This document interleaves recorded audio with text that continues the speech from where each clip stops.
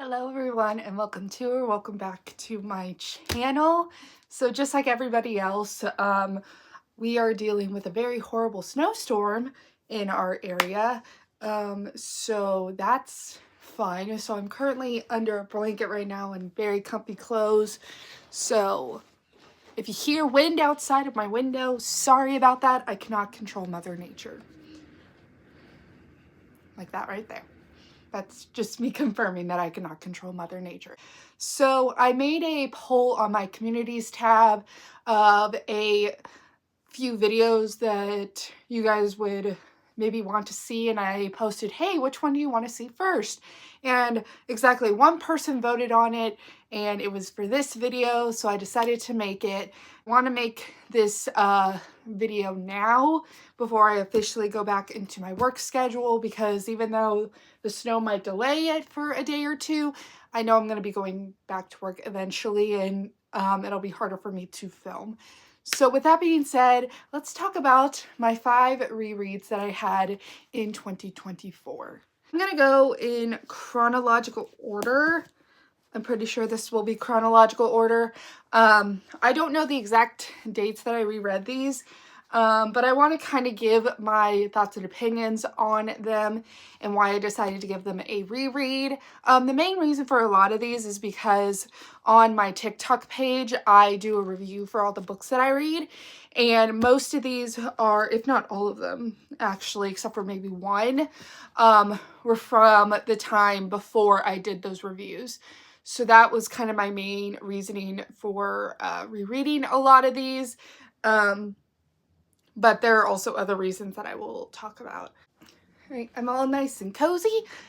Let's just go ahead and jump right on into the books that I reread. So the first book that I reread this past year was The Ghost and Mrs. McClure by Alice Kimberly. And this is a book that came out in 2004, I believe, so it's about 20 years old. And I found out about it when I very first got back into reading. I actually got back into reading because of BookTok.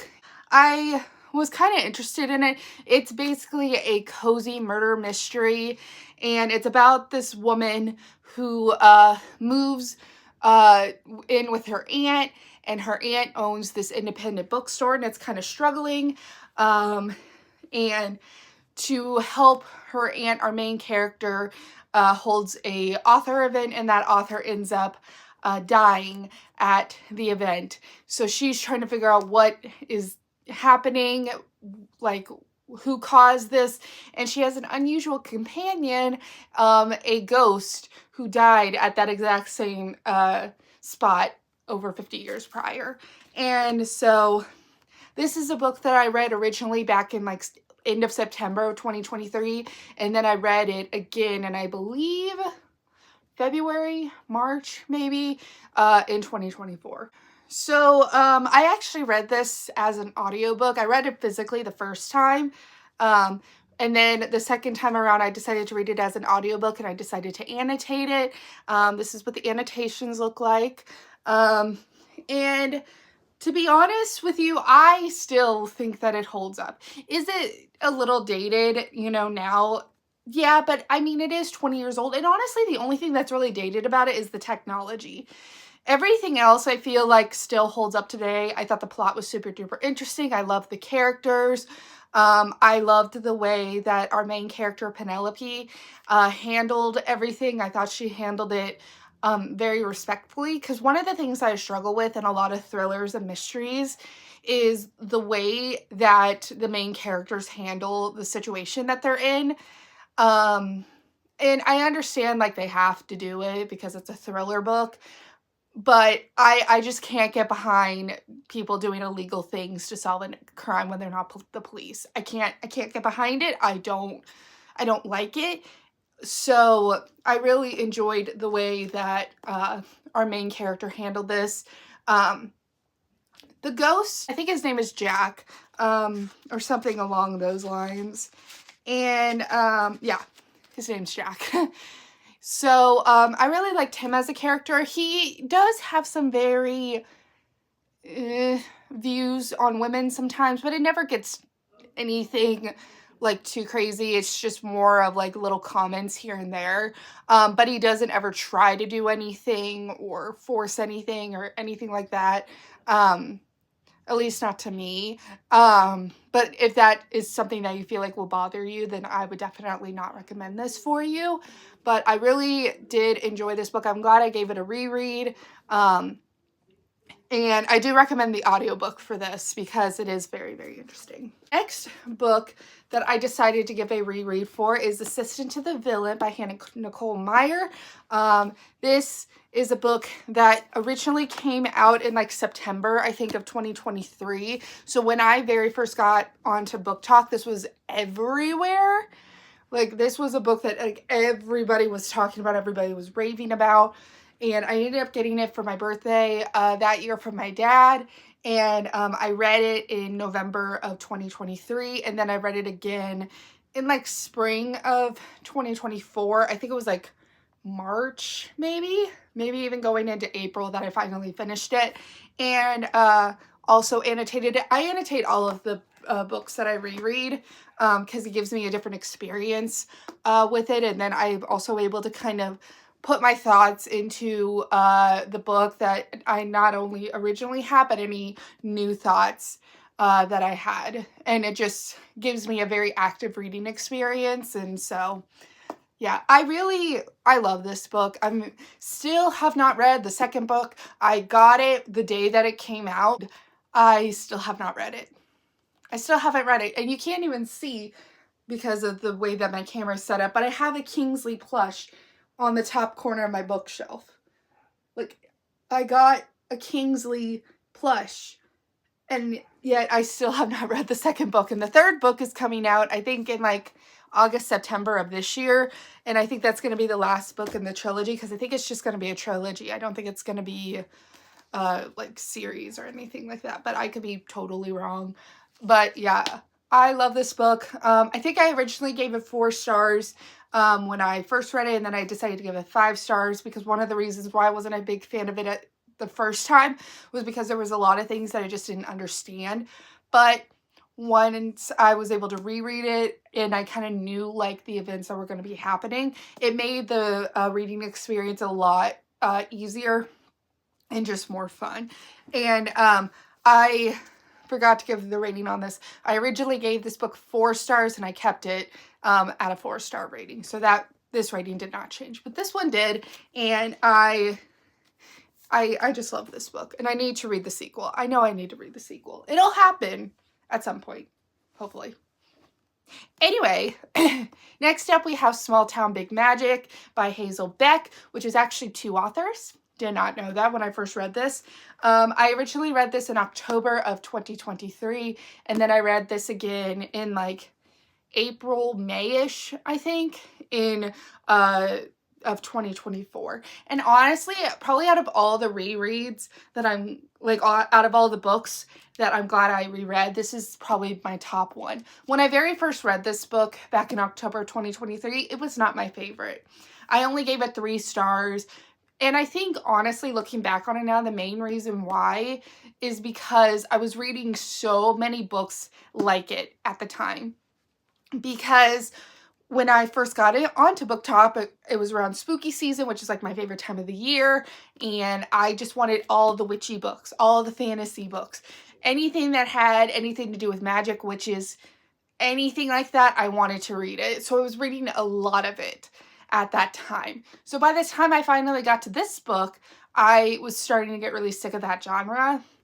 And I think that is why I wasn't a huge fan of it, because it was just a lot of the same thing.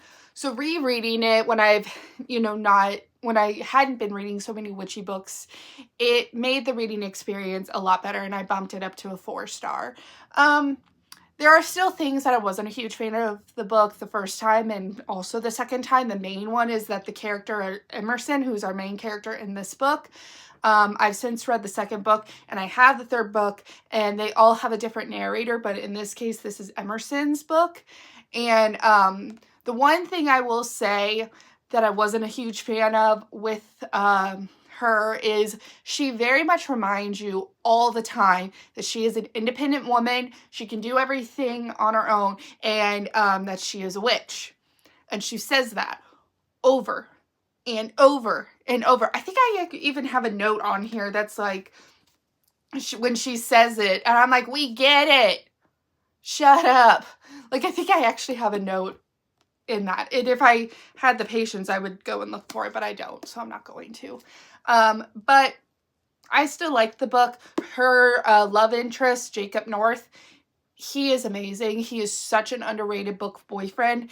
He is fantastic. I love their love story. That is one of the hard things about having a different narrator for every other book, is we don't get more Jacob and Emerson content, because I loved their relationship in this book.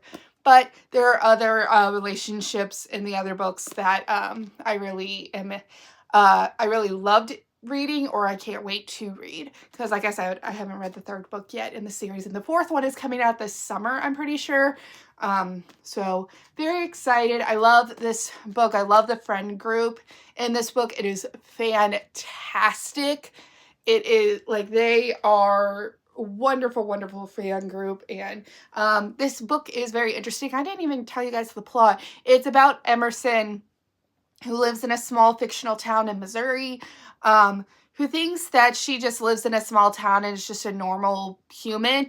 And then through crazy events, she finds out that she is actually a witch, and she had her memory erased about 10 years ago. So she had no memory of it, and she wasn't supposed to regain her memories, but for some reason she did. So this first book kind of explores like her rediscovering her powers, and kind of figuring out how this all happened, and also her just being like, this isn't fair, we need to do something about it. So yeah, really love this book. Definitely recommend this series. It's a great witchy romance series, and I really love this. And I'm very glad I reread it. Next up, we have Cackle. This was like my reread for like spooky season. I read this for the very first time also in September of 2023 that I read this. And this was actually my first like witchy book that I had ever read when I got back into reading.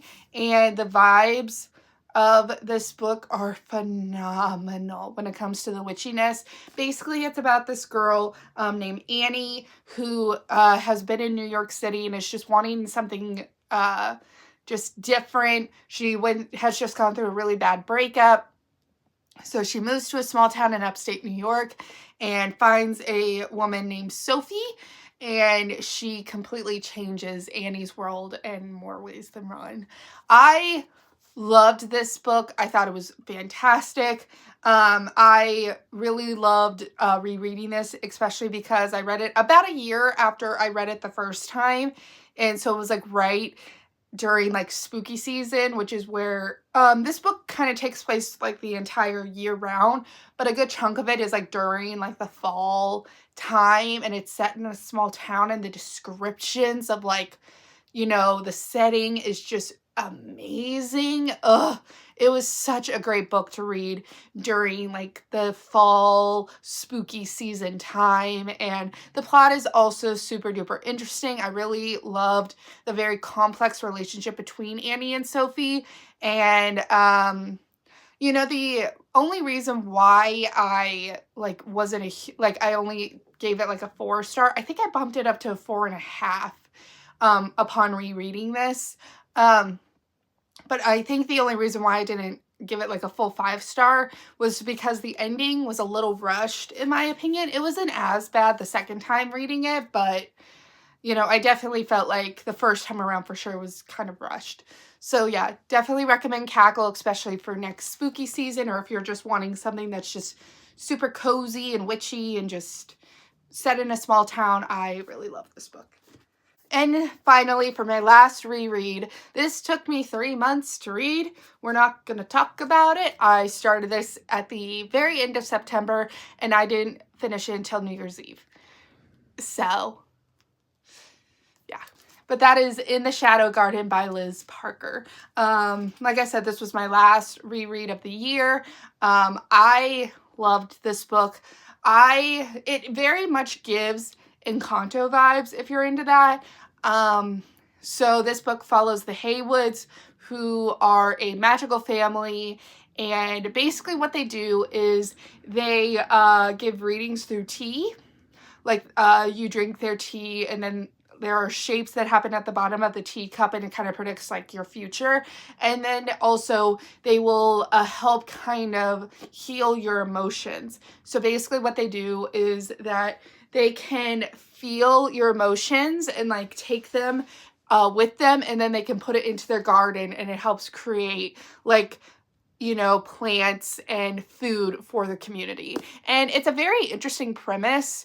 And there's also another family in here called the Bonners, which they have really big beef with.